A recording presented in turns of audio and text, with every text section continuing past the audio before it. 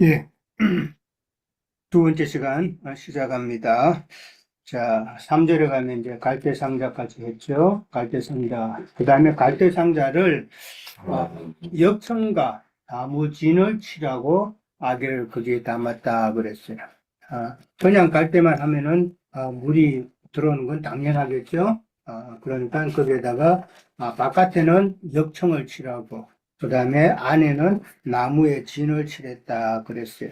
이 역청이라는 말은 코페르라는 그런 단어예요.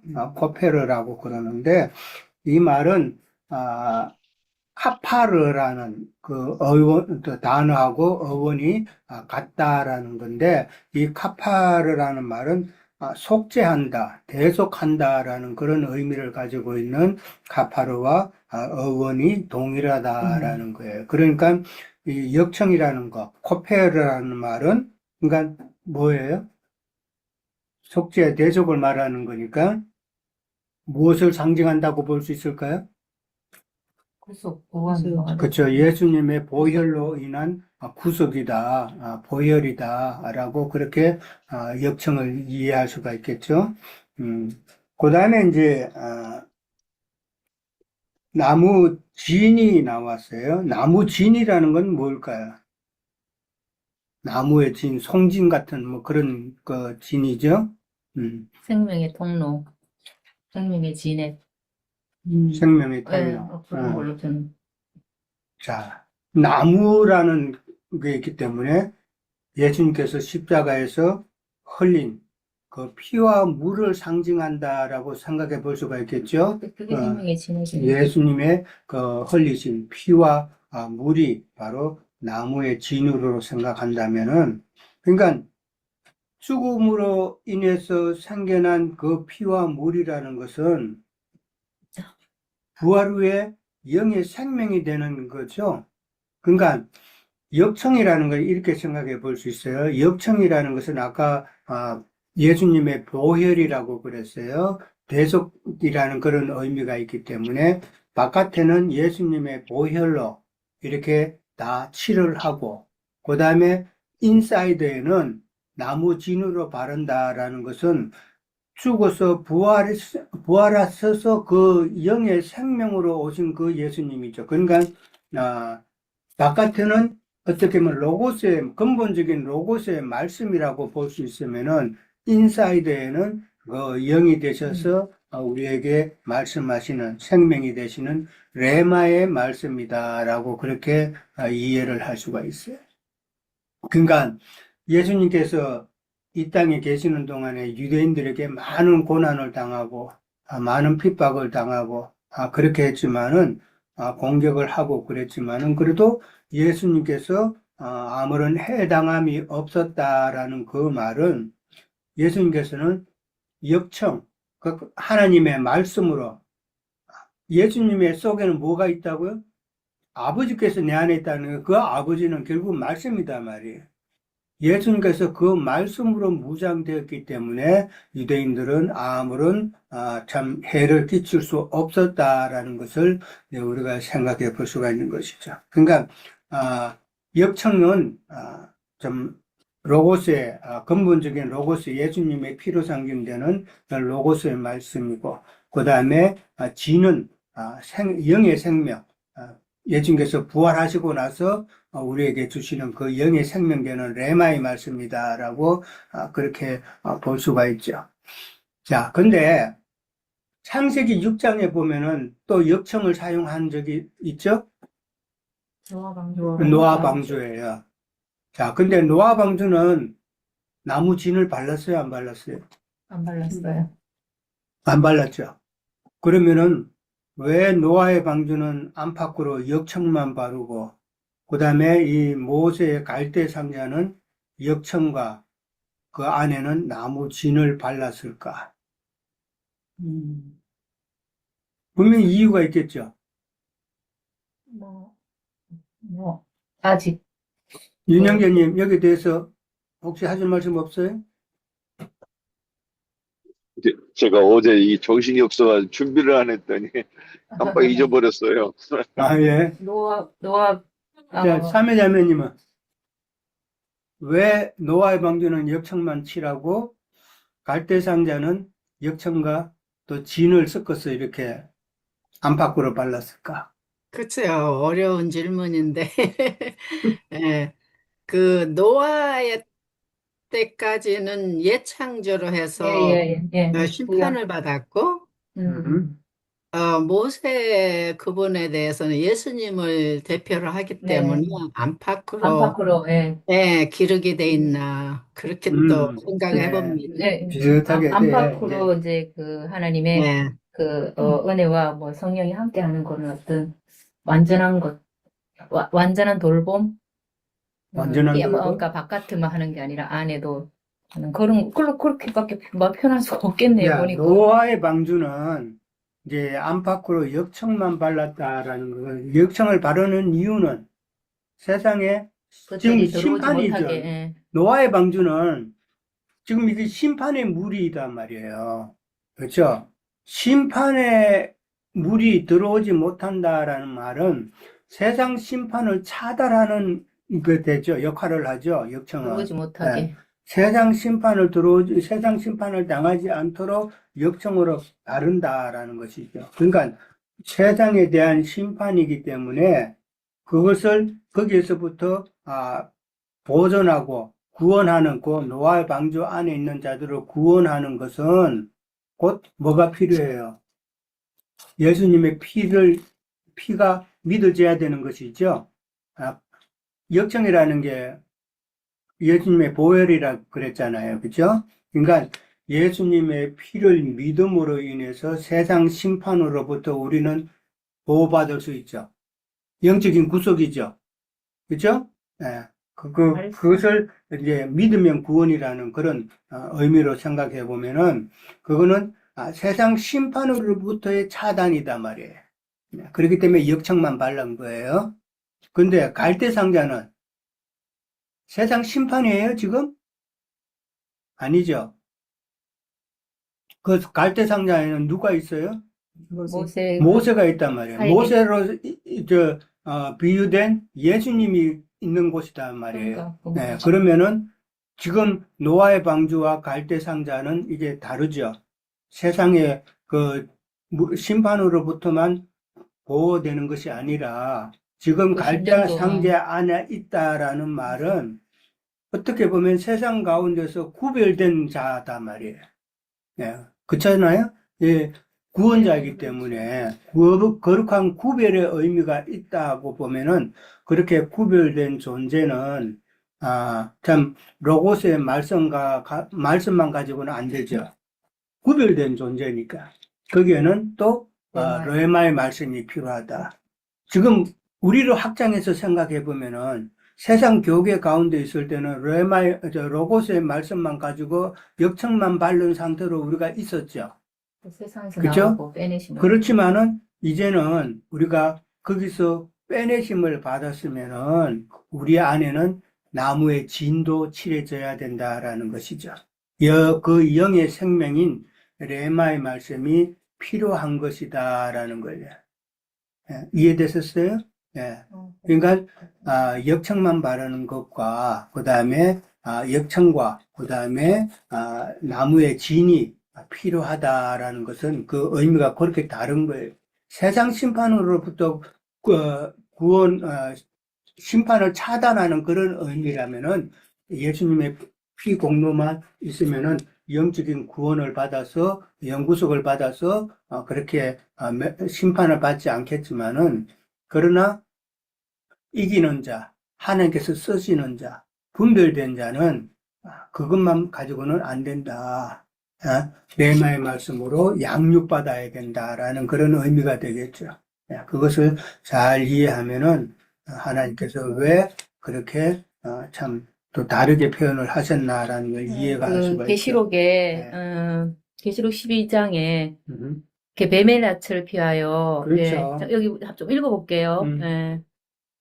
12장 용이 자기 땅으로 내쫓긴 것을 보고 남자를 낳은 여자를 박해하는지라 그 여자가 큰 독수리의 두 날개를 바다 광야 자기 곳으로 날아가서 거기서 뱀의 낯을 피하여 한때 두때 반때 이것도 모세도 뱀의 낯을 피하여 양육을 받잖아요. 지금 요괴벳을 통하여 그렇게 받는 걸 상징되고 여자의 뒤에서 뱀이 그 입에서 물을 강같이 토하여 여자를 물에 떠내려가게 하려 하되 땅이 여자를 도와 그 입을 벌려 용의 입에서 토한 강물을 삼키니 용이 여자에게 분노하여 들어가 그 여자 자손들에게 또 자손 곧 하나님의 계명을 지키며 예수 그리스도의 증거에 가진 자들 더불어 싸우려고 바다 모래에 새끼라 이제 그거는 이제 또 그렇게 연결되는데 어쨌든 그 뱀이 통하여 물 그러니까 세상 그 노아 방주도 그랬지만은 그 나일강의 그 하수물의 물을 삼키잖아요. 여자를 도와 그 입을 벌어 용의 입을 도와 강물을 도와야 된다. 이제, 그러니까 땅이, 그 마음이, 그러니까 이게 여기 말하는 땅이 아마 역청이나 아니면은 나무 진액으로 이렇게, 상징하지 않을까. 저는 그 말씀이 생각났습니다. 그러니까 세상 심판의 예, 물, 그다음에 세상 그 악한 영의 그 물 가운데서 지금 예, 다 삼켜, 차단해 차단해. 준다라는 것인데 하나님의 보호하심을 지금 이야기하고 있는 거잖아요. 그러니까 방금 읽은 대로 그 계시록에서는 뱀의 독물이 물을 내어서 그 여자를 마음을, 삼키려고 마음을 했지만은 빼앗아가려고. 그러나 그러니까 교회를 지금 삼키는 거죠. 그러면 뭘로 삼켜요? 비진리로. 비진리로 교회를 삼키려고 했지만은 그러나 하나님의 보호 가운데서 땅이 갈라져서 그 물을 다 삼켰다라는 것은 레마의 말씀으로 양육되어졌기 때문에 뱀의 독을 분별할 수 있었다라는 그런 의미가 되는 것이잖아요. 이게 참 필요한 거예요, 사실은. 우리가 하나님의 보호하심을 받는다라고 그러면은 역청망 발려진 상태로 되어서는 안 된다는 이야기죠. 예. 나무진까지 레마의 말씀으로 양육되지 않으면은 어떻게 우리가 분별할 수 있겠냐라는 것이죠. 이런 부분까지 우리는 이해를 해야 된다. 에베소서는 하나님의 전신 갑주를 입어라. 이렇게 그렇죠? 말씀드렸죠. 전신갑주라는 게 띠를 이제 띠고 신경을 붙이고. 레마의 말씀으로 영적인 말씀을 다 그렇게 받아서 참 보호할 수 있어야 된다라는 이야기잖아요. 자, 그러니까 회복된 그 여자가 아들을 낳아서 그 아들이 참 또 장성하게 돼서 이기는 자가 되어지는 그런 참 비밀, 영적인 비밀을 이해를 해야 된다라는 것이죠. 그러니까 그 갈대 상자, 노아의 방주, 그게는 예수 그리스도의 몸된 교회라고 보면은 예수 그리스도의 그 몸된 진리 교회 안에서는 어떤 해당함도 없다라는 것이죠. 그러니까 말씀으로 보호를 받기 때문에 우리는 분별을 받잖아요. 그렇기 때문에 뱀의 독이 참 임해도 우리는 거뜬히 그것을 물리칠 수 있다라는 이야기가 되죠. 그 다음에 이제 갑니다. 갈대 상자에 아기를 담아가지고 나일강가 갈대 사이에 두었다라고 그랬어요. 이 갈대 사이에 두었다라는 그 이유는 뭐예요? 3번 문제예요. 모세를 담은 갈대 상자가 갈대 사이에 두었다라는 그런 말은 무엇을 지금 말하는 것일까? 해를 받지 않게 했다. 이런 말로 좀 되나요? 아까 이야기했지만 그 갈대라는 그 말 가운데 의미 가운데 하나가 네. 보호라는 의미도 있었다 그랬죠? 해를 네. 받지 않게. 보호라는 의미가 있다고 그러면은 이 갈대 사이에 뒀다라는 말은 지금 나일강의 그 물살을 지금 지켜내는 곳이잖아요. 나일강의 그 물살에 떠내려가지 않도록 갈대 사이에 고정했다라는 그런 이야기이기 때문에 이 갈대 사이에 뒀다라는 말은 하나님께서 안전히 보호하신다라는 그런 의미가 되는 것이죠. 영적인 의미로 보면은 세상 풍조나 그 다음에 악한 참 영의 그런 거센 물결로부터 방어하는 그런 의미다라고 보면 되겠죠. 예. 그 다음에 이제, 4절에 가면은 그의 누이가 어떻게 되는지를 알려고 멀리 서서 보았다라고 그랬어요. 여기 누이는 미리암이에요? 미리암이죠. 예.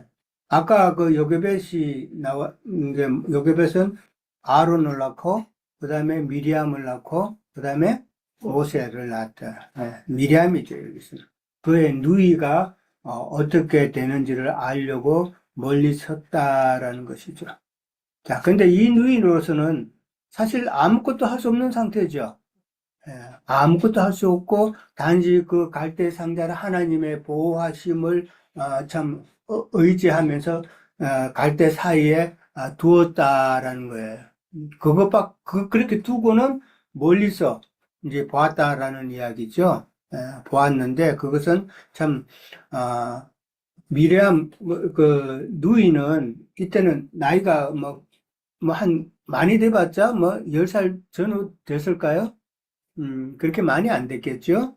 그런데도 아무것도 할 수 없는 상태에서 어떻게 보면은 어린 나이에 무서워서 도망갈 수도 있는 상황이에요. 예. 그런데 이 하나님께서 이 미리암도 그 누이도 이렇게 붙들어 주신 것은 그에게 하나님께서 어떻게 하실지를 궁금케 하는 그런 기대감이 있을 거다라는 것이죠. 자기 부모가 믿음으로 이렇게 지시했을 때에 미리암이 들은 게 있겠죠. 자기 부모의 믿음을 들었을 것이다 말이죠.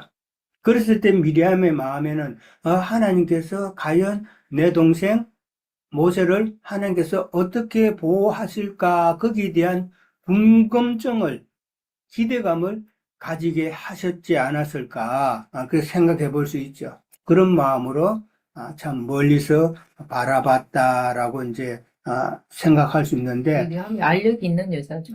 이런 과정은 하나님께서 나중에 미리암이 여선지자라는 그런 이름을 또 얻어요. 그러니까 모세하고 관계가 또 좀 틀어진 것도 있었죠. 나병한 데로서 틀어진 것도 있었지만은 그러나 전체적으로 이 미리암을 통해서 이스라엘 백성들의 그 많은 여인들을 통솔하게 하는 그런 역할도 했죠. 그래서 여선지다라는 그런 말이 있고 그 다음에 나중에 보면은 미리암의 노래라는 그런 예, 그런 건 아시죠. 그게 또 나와요. 미리암의 노래라는 게 나오는데 모세의 노래가 있고 미리암의 노래가 있는데 그만큼 미리암의 그 동력자로서 모세의 동력자로서 참 활약을 했다라는 것이죠. 그러니까 지금 이 어린 누이가 나일강에서 갈대 사이에 아기를 두고 자기는 멀리서 보고 하나님의 어떻게 일하심을 기대하면서 이렇게 있는 모습은 하나님께서 동력자라서 미리암을 또 지금 훈련시키는 과정이다라고 볼 수가 있겠죠. 네, 그렇게 보면 됩니다. 지혜하고 총기가 넘쳤죠. 그러니까 금방 바로한테도 또 얼른 데려다 주고 또 엄마도 얼른 데리고 오게 하고. 그러니까 그건 이제 이렇게 하나님의 나올 도움이죠. 거니까 봅시다. 자, 그다음에 이제 5절에 가면은 이제 바로의 딸이 목욕하러 나일강으로 내려오고 그다음에 시녀들은 나일강가를 건널 안 때에 잡혔어. 그가 갈대 사이의 상자를 보고 시녀를 보내어 가져다가라고 나옵니다. 자, 바울의 딸이 목욕하러 나왔다 그랬어요. 바로 바로의 바로의 딸이 바로의 바로의 딸이 목욕하러 나왔다 그랬어요. 자, 이 목욕하러 나왔다라는 말은 어떤 의미를 담고 있을까? 씻음을 받으러 나왔다. 어쨌든 목욕은 씻는 거잖아요. 씻는 의미지만. 그러니까 이제 그냥 씻으려고 나왔어요? 근데 어쨌든 영적인 의미는 따로 있죠. 근데 어쨌든 그러니까 나일강 하수에서 성경을 씻는다는 읽으면서 것이 나일강이 하수물이고 더러운 물이고 더러운 물에 씻음을 더군다나 받는 거기는 지금 애기들이 수장돼 죽는 곳이잖아요. 심판의 자리잖아요, 거기가. 심판의 자리인데 공주가 그런 더러운 물에서 목욕을 한다? 한 번쯤 생각해 볼 수 있잖아요. 그래요. 그렇죠? 저도 이거 보면서 그렇게 네. 생각했어요. 공주 정도 되면은 바로의 딸이고 참 애굽의 왕 바로의 딸이라면은 그 궁전 안에 얼마나 좋은 시설의 목욕 시설이 있을까 하는 거죠. 당연히 있겠죠. 네. 당연히 있는데 나일강에 목욕하러 왔다? 그것도 애기들이 죽는 그런 심판의 장소, 아그가 있는 그런 곳에, 위험한 곳에 나일강에서 목욕을 한다? 이건 상식적으로 안 맞잖아요. 그러면은 이 나일강에 목욕하러 왔다라는 이 나일강이라는 거, 거기서 목욕한다는 그 이 의미를 우리는 생각해 볼 수가 있잖아요. 이건 뭔 행위를 지금 두고 하는 이야기예요?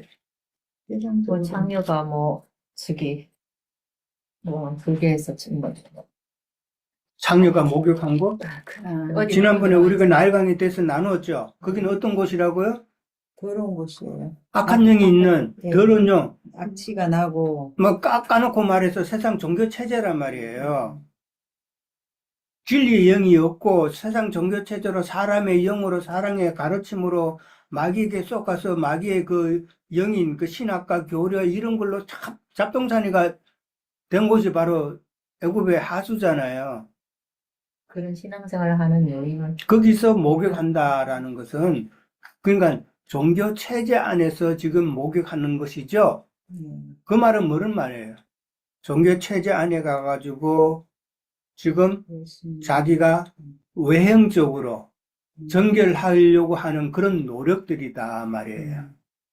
그러니까 바로의 딸이 지금 목욕한다라는 말은 그 나일강에는 많은 신들이 있었다 그랬죠. 악어 신도 있고 풍요의 신도 있고 세 가지 신이 있다고 그랬어요. 그 신들에게 대해서 그 우상 앞에 나가가지고 지금 정결 예식을 한다라는 거예요. 목욕한다는 말은. 그냥 목욕하러 가는 그런 의미가 아니라 그 당시 바로의 딸은 지금 그 나일강의 신들 앞에 가가지고 지금 정결 예식 그걸 지금 했다라는 이야기예요. 그러니까 종교 예배를 드린 거예요. 이해됐어요? 그러니까 오늘날 종교 체제에 가가지고 예배 드려가지고 나는 이제 깨끗하게 씻음 받았다. 그 다음에 내 죄가 점점점 없어진다. 나의 그 옛사람의 모습, 나의 외형적인 그것을 때를 씻어낸다 하는 그런 종교 성결이 있단 말이에요. 근데 애굽의 하수는 지난번에도 이제 우리가 봤지만은 거기는 더러운 영이 있는 곳이고 열왕기상 22장 37절 38절 한번 볼까요? 거기는 뭐라고 포함되어 있어요? 열왕기상 22장 37절 38절 읽으세요. 자, 거기 볼게요. 왕이 이미 죽음에 그의 시체를 메고 사마리아에 이르러 왕을 사마리아에 장사하니라. 그 병거를 사마리아 못에서 씻음에 개들이 그의 피를 핥았으니 여호와께서 하신 말씀과 같이 되었더라. 거기는 창기들이 목욕하는 곳이었더라 그랬어요. 애굽의 하수. 자, 이 왕이 죽었다는 이 왕은 지금 아합 왕이에요. 예, 아합 왕은 구약에서 그 북이스라엘의 가장 악한 왕이에요. 가장 악한 왕이었다는 말은 바알과 아세라 상을 우상을 숭배하고 그것을 많이 터뜨리고 하나님의 선지자 엘리야와 엘리사를 대적했던 그런 가장 악한 왕이었었어요. 성경에서 가장 악하다라는 말은 하나님을 가장 대적했다라는 이야기죠. 뭘로 대적을 해요? 우상숭배와 비진리, 이런 것으로 하나님을 대적했다라는 말이에요. 근데 그 아합 왕이 죽었다. 그런데 죽어가지고 그가 병거에서 죽었어요. 그 아람 군대하고 싸우러 나갔는데 화살을 맞았어요. 화살을 맞아서 바로 후방으로 빠져야 되는데 전투가 격렬하다 보니까 아람 사람하고 그 사이에 끼어서 바로 빠져나오지 못한 거예요. 그러니까 아합 왕이 머물던 그 병거에서 아합은 결국은 피를 많이 흘려서 가다출 흘려 죽은 거예요. 예. 근데 사마리아 와가지고, 사마리아 못에서 그 피 흘린, 아합 왕의 피 흘린 그것을 씻었다 그랬죠. 그러니까 아합 왕의 그 피가 결국은 뭐예요? 세상 종교 체제의 생명이단 말이에요. 아합 왕의 피라는 것은 예수님의 피가 아니라, 예수님의 피인 진리의 말씀이 아니라, 아합 왕의 그 피라는 것은 비진리단 말이에요. 비진리의 물이단 말이에요, 거기는. 아합 왕의 생명은, 그 피라는 건 생명이잖아요. 아합 왕의 생명은 세상 비진리와 종교 체제였다라는 이야기잖아요. 그것을 씻은 못이 바로 사마리아에서 씻었는데, 하나님께서 뭐라고 그랬어요? 거기는 창기들이 목욕하는 곳이다라고 이렇게 선포를 해버렸다라는 것이죠. 이런 말씀 우리는 잘 이해를 해야 돼요. 창기들이 목욕하는 곳이다. 창기들이 목욕하는 곳은 또 그게 갈 수 있어요? 가서 목욕할 수 있어요, 여러분? 근데 오늘날 많은 사람들이 자기 돈 내고 거기 가서 목욕을 하네. 그렇죠? 자기 돈 내고 거기 가가지고 목욕을 한단 말이에요. 참, 거기 가면은 병 걸리죠. 네. 바깥으로는 때를 씻으면은 좀 얼굴이 미끈해질런지는 몰라도 속으로는 병 걸려요. 이런 의미를 잘 이해를 하셔야 돼. 영적인 병 걸리면은 죽잖아요. 참, 그러니까 애굽의 하수원은 진리교회에서 진리와 계시된 말씀으로 목욕해야 되는데 애굽의 하수는 비진리와 세상의 영으로 목욕을 하게 되면은 결국은 병 걸려서 죽는 것이다. 계시록 22장에 한번 볼까요? 애굽의 하수와 대비되는 말이 계시록 22장에 나와요.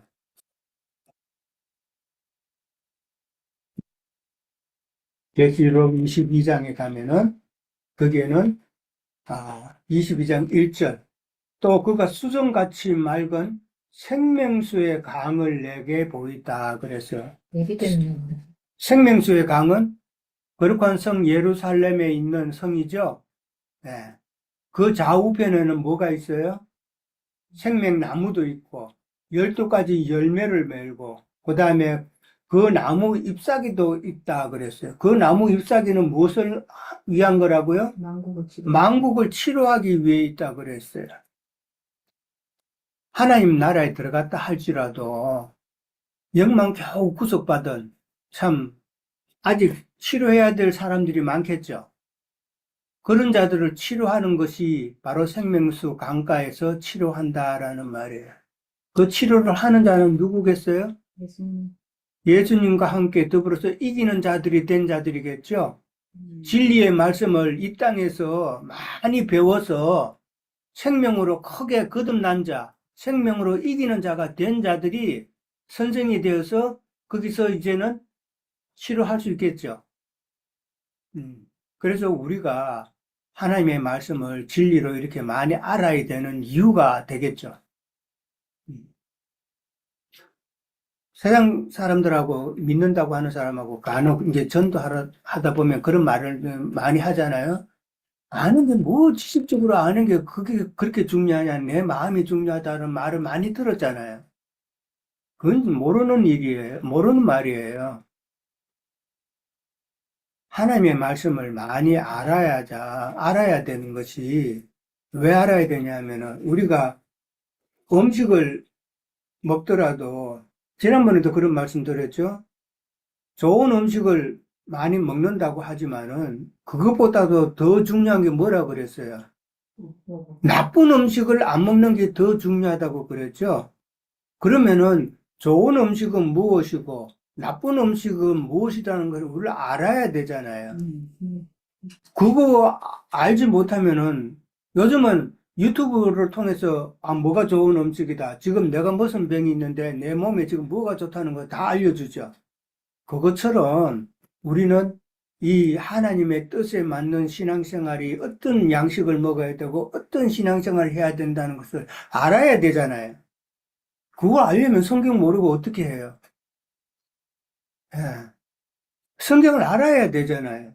근데 문자적으로는 그 사람들을 이해하지만 그 사람들은 영적으로 계시된 말씀을 못 깨달으니까 그런 소리 하지만은 우리는 이 말씀이 어떤 뜻이 있고 하나님의 뜻이 뭐다라는 영적인 뜻을 깨달아서 계시로 나가잖아요.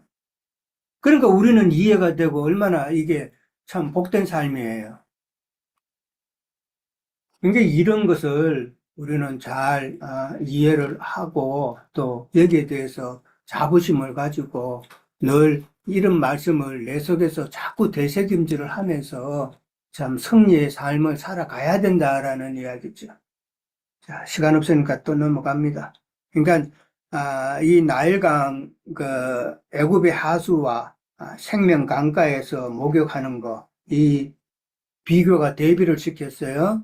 하나는 외적인 청결은 할 수는 있지만은 내적으로는 병드는 것이고, 그 다음에 생명 강가에서 하는 것은 외적인 것도 깨끗함을 받을 수 있고, 그 다음에 내적으로도 정결함을 유지할 수 있는 곳이 바로 생명수 강가다라는 것이죠. 무엇으로 하기 때문에? 거기는 성령과 영원한 생명되는 진리의 말씀으로 목욕하기 때문에 그렇다라는 것이죠. 자, 6절에 갑니다. 상자를 보고 시녀를 보내서 이제 나무 갈대 상자를 가지고 오게 했죠. 그랬을 때에 열고 아기를 보니 아이가 울고 그러니까 바로 딸의 마음이 어떻게 여겼다고요? 불쌍히 여겼다 그랬어요. 그러면서 이는 히브리 사람의 아기로다라고 그렇게 이야기를 합니다. 자, 열었다라는 것은 열어야 이제 연다라는 말은 이제 시작이다라는 그런 의미가 되겠죠. 모세가 이제 얼굴을 드러내면서 구석에 그런 시작점이다라고 보면 되고, 참 아기를 보니 아이가 울었다 그랬어요. 참 아기가 우는 거 우리가 상식적으로 보면은 세상에서 가장 나약한 아기들 그 울음소리는 정말 아무런 힘을 낼 수 없는 무력한 그런 소리잖아요. 그런데 세상에서 가장 연약하고 무기력한 그런 소리에 가장 강한 바로의 그 딸이 참 마음이 움직여졌다라는 것은 이거 의미하는 바가 있겠죠. 세상에서 살면서 믿는다 하는 가운데서 참 연약한 가운데 있는 이런 어떤 성도들이 있다면 연약한 성도의 그런 간구함은 하나님께서 들어주신다라는 그런 뜻으로도 우리가 또 생각해 볼 수가 있겠죠. 어린아이와 같은 연약한 성도의 그런 모습에서 참 간절한 마음으로 운다라는 기도했다라는 것은 하나님께서는 또한 들어주시지 않을 이유가 없다라고 그렇게 볼 수가 있고, 그 다음에 이제 불쌍히 여겼다라는 이 불쌍이라는 단어는 그냥 우리가 생각하면은 동정심으로 그렇게 생각하면 안 된다라는 거예요. 아기가 울면은 다들 아유 불쌍해라고 표현을 하죠. 그러나 그것은 동정이죠. 동정인데 아이고 불쌍하다라고 해가지고 그 아기를 갖다가 자기가 데리고 가서 키우지는 않죠. 그러나 여기서 불쌍하다라는 말은 동정을 넘어서서 자신이 감당하겠다라는 그런 의지적인 표현이 바로 불쌍히 여겼다라는 것이죠. 예수님께서도 참 죄에 찌든 죄인들을 불쌍히 여겼다라고 그랬죠.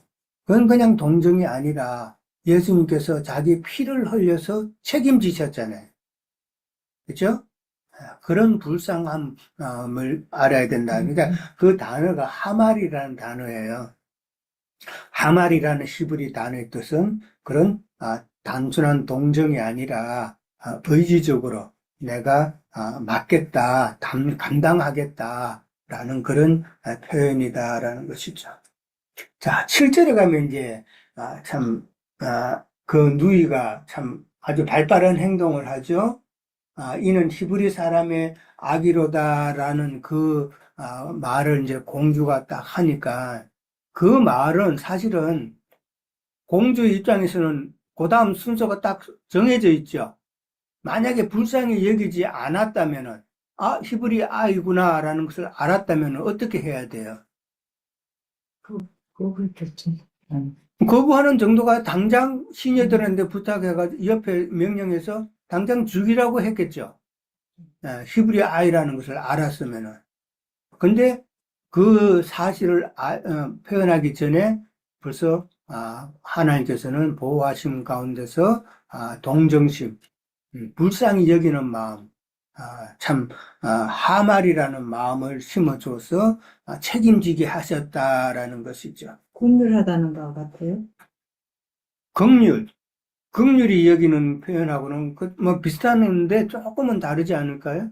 예, 긍휼이 여긴다는 그건 뭐 제가 안 찾아봤는데 비슷한 의미인 것 같아요. 긍휼이 여기기 때문에 또 하나님께서 그런 액션을 취하신다라는 의미에서 비슷하다고 보겠죠. 예. 자, 그 다음에 이제 누이가 7절에 가면은 바로 이제 바로의 딸에게 가서 내가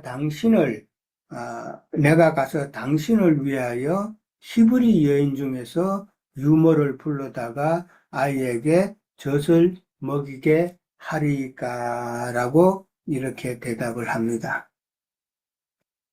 자, 미리암의 이런 제안은 상당히 담대한 제안이죠. 왜 담대해요?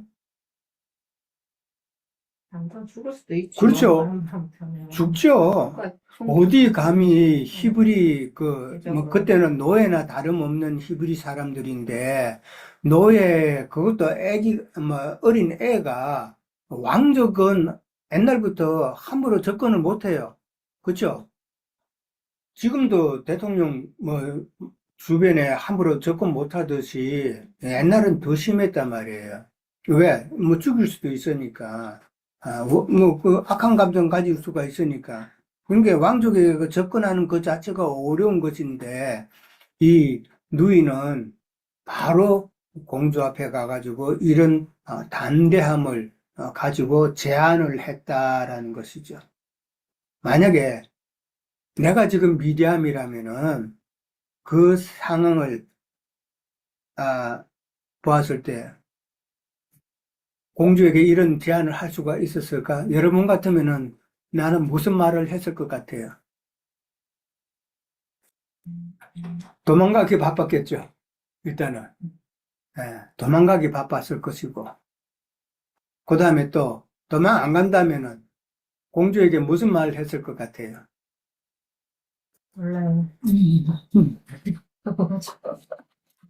뭐 기껏 한다는 소리가 아이고 중요한 말이 아닌데. 이 애기 좀 잘 봐주세요. 그런 말밖에 더 하겠어요? 근데 미리암의 그 마음이 그 믿음이 있었기 때문에 그러니까 준비를 네. 했으니까. 두려움이 없는 거죠. 그렇죠. 지금 담대하다라는 것은 아니면 왜 내 동생이 죽는데. 왜 누이가 이렇게 담대할 수 있었을까 하는 그 원인을 한번 우리는 생각해 보자는 것이죠.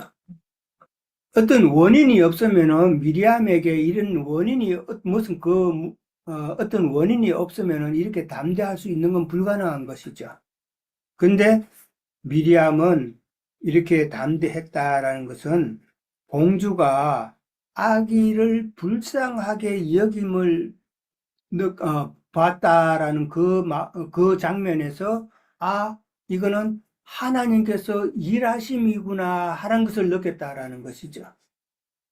지혜와 네. 천기지 뭐. 이게 또 그 누이의 어린 그 부모에게서 교육받은 그런 믿음이 있겠죠. 알려주지. 그러니까 이 미리암에게도 어린 누이에게도 공주가 그렇게 불쌍히 여겼고 그런 것은 죽일 수도 있는 상황, 아까 내가 설명했듯이 죽여야 되는 그런 상황인데도 공주의 마음을 하나님께서 불쌍히 여기게끔 했구나라는, 그러니까 하나님의 일하심을 그 누이가 보았기 때문에 이렇게 담대할 수 있었다라고 우리는 이해할 수가 있는 것이죠.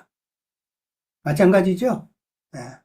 하나님께서 우리와 함께 하시고, 우리가 연약한 가운데 있지만은, 그러나 하나님의 말씀이 내게 있고 그러면은, 우리는 담대하지 못할 이유가 없다라는 것을 또 우리에게 가르쳐 주는 내용이다라는 것이죠. 예. 자, 근데, 이 미리암은, 그러니까 그 누이는 담대한 것뿐만 아니라 참 성령께서 주시는 그 지혜를 또한 받았다라는 것이죠. 지금 미리암이 말하는 거는 미리암 스스로 말하는 것이 아니라 지금 하나님께서 말하게 하심을 따라 말한다라고 볼 수 있죠. 그러니까 지금 미리암이 하는 말을 우리 다시 한번 잘 봐요. 뭐라고 그랬어요? 미리암이 한 말을 다시 한번 읽어봐요. 뭐라고 그랬어요? 내가 가서 당신을 위하여라고 그랬어요. 이 당신을 위하라는 이 말 뜻을 우리는 또 한번 생각해 봐야 돼요. 그리고 뭐라고 그랬어요? 히브리 여인 중에서라 하는 말을 했어요. 네. 유모를 불러다가 이 아이에게 젖을 먹이리까라고 그렇게 또 이야기했어요. 이거는 미리암 그 어린 소녀의 입에서 나오는 말이 아니에요. 이게 성령께서 하게 하시는 말씀이에요. 그러니까 첫 번째가 뭐예요? 내가 당신을 위하여라고 그랬어요. 그 다음에 히브리 여인 중에서 유모를 구한다는 말을 했어요. 그 다음에 이 아이에게 젖을 먹이게 하리까 이런 말을 했다라는 것이죠. 자, 여기서 지금 공주의 상황을 우리가 한번 생각해 봐요. 공주는 모세를 보고 불쌍히 여겨서 자기가 책임을 져야 되겠다라는 마음까지 갔어요. 그런데 이건 누가 키워요? 요즘 애들 애기 잘 안 놀라고 그러죠? 왜 그래요? 애기 키우기 힘드니까 그렇잖아요. 애기 키우는 게 지금 이게 쉬운 상황은 아니죠. 그거를 지금 미리암 그 누이가 막 지적을 했다라는 것이죠. 바로의 능력해야 돼. 그러니까 공주의 상황을 지금 너무나도 꿰뚫은 그 성령의 음성이다라는 것이죠. 그러니까 공주의 유익을 위하여, 그러니까 당신을 위하여라는 그 말이 바로 공주의 유익을 위한다는 그런 제안을 했다라는 것이죠. 그리고 젖을 먹이는 문제가 보통이 아니죠. 그 젖을 먹인다라는 그 팩트를 갖다가 정확하게 지금 집어서 그 바로 그 공주의 그 어려운 문제를 고민을 해결해 주는 그런 영적 지혜의 말을 지금 누이가 하고 있다라는 것이죠. 그러니까 이런 것은 성경에 이런 내용들이 많죠. 사람이 말하지만은 그러나 그 말은 사실은 성령께서 하게 하시는 말이다라는 것이죠. 그 다음에 이제 히브리 여인 중에서 유모를 구한다라는 말을 했어요. 만약에 애굽 여인 가운데서 유모를 구했다라면은 모세는 어떤 사람으로 자랐을 것 같아요? 철저한 애굽 사람으로 자랐겠죠. 네. 철저한 애굽 사람으로 자랐다라는 것은 완전히 세상에 빼앗겼다라는 이야기예요. 네. 세상에 빼앗긴 모세. 이러면 안 되잖아요. 하나님의 구원 계획이 다 틀어지잖아요. 네. 그러니까 어떻게 보면은 애굽의 유모에게 참 그 양육받게 한다라면은 또 다른 의미에서 보면은 세상 종교계의 그 몽학 선생들에게 양육을 받으면은 평생 종교인으로 그렇게 넘어가죠. 그런 것도 우리가 생각해 볼 수 있다라는 것이죠. 그러니까 히브리 여인, 자기 어머니의 품에서 자람으로 인해서 우리가 아는 대로 모세는 신앙교육을 어릴 때부터 받았겠죠. 하나님이 계심에 대해서도 알았을 것이고, 그 다음에 이스라엘에 대한 그 전기, 얼이라고 그러죠.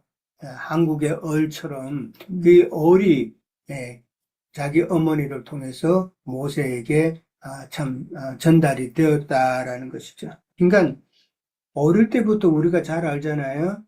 참 그 교육이 얼마나 중요하다는 거 잘 알잖아요. 요즘 뭐 우리 수산자매도 뭐 참교육이라는 뭐 드라마 그거 재밌게 보던데 그 문제 아들 왜 그래요? 가정교육이죠. 부모의 그 잘못된 가정교육이 있잖아요. 부모의 잘못된 가정교육. 그러니까 부모가 온전치 않으면은 그 자식은 잘못될 확률이 너무 많은 거예요.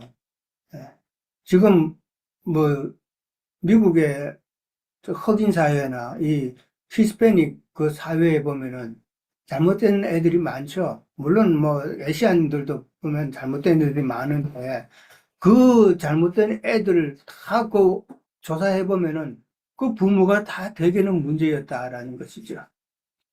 그거 보면 부모의 교육이 얼마나 중요한지 잘 우리가 알아야 되는 건데 마찬가지로 영적인 부모도 마찬가지다. 내가 누구 밑에서 어떤 부모한테 천주교에서는 파더라고 그러죠. 신부를 갖다 파더라고 그런단 말이에요. 그러니까 영적인 부모를 누구를 만나느냐에 따라서 어떤 신앙생활을 한다라는 거 그것도 우리는 생각해보고 참 세상 부모하고도 잘 만나야 되는 것처럼 영적인 부모도 더 잘 만나야 된다. 이것도 우리가 근데 세상 부모는 내가 선택할 수는 없지만은 근데 영적인 부모는 내가 선택할 수 있죠. 이게 차이예요. 이게 분별력이 있어야 된단 말이에요. 그나마 그게 다행이죠. 말씀을 들어보고, 이 말씀이 내게 생명이 되는 말씀이구나. 이 말씀은 나를 지금 미혹하는 말이구나. 분별할 수 있잖아요. 네. 이 말씀을 듣는 세상 종교계에서 예배당 다니는 사람이 이런 말씀을 듣는다면은 한번 생각해 보시라는 거예요. 자, 그래서 히브리서 11장 24절에서 26절, 거기 보면은, 그 어머니 요게벳의 품에서 자란 모세의 모습이 나오죠. 같은 믿음의 선진들의 장이에요. 거기 보면은 모세에 대한 내용이 나와요. 24절에서 26절까지 다 같이 한번 봅니다. 찾았어요? 11장 24절. 자, 24절 찾았죠? 믿음으로 모세는 장성하여, 여기서 이제 믿음으로 모세는 장성했다라는 말은 어머니 요게벳의 그 믿음을 물려받았다라는 이야기도 돼요. 그렇죠?